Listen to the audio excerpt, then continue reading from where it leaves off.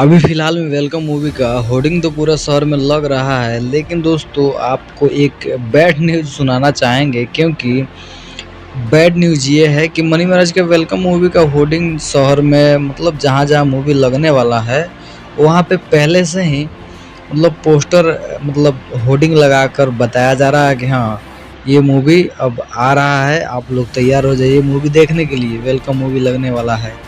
और दोस्तों लेकिन एक बात है कि मूवी का डेट थोड़ा और बढ़ा दिया गया है। बताइए, दशहरा में आने वाला था, उसके बाद डेट बढ़ते छठ में हुआ। छठ में के बाद हुआ कि नहीं, छठ के बिहने घाटे नहीं रिलीज होगा, 15 तारीख को रिलीज होगा। लेकिन दोस्तों फाइनली मैं आपको बता दूं कि फिर डेट चेंज हो गया है।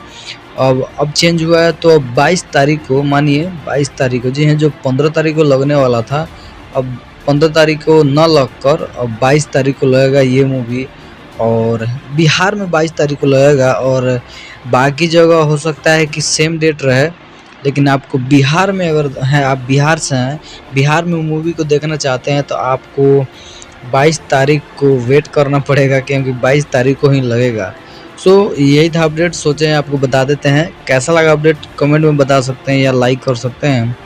तो चलिए फिर मिलते हैं नेक्स्ट वीडियो में, तब तक के लिए यहाँ तक वीडियो देखने के लिए आपका बहुत बहुत धन्यवाद दोस्तों।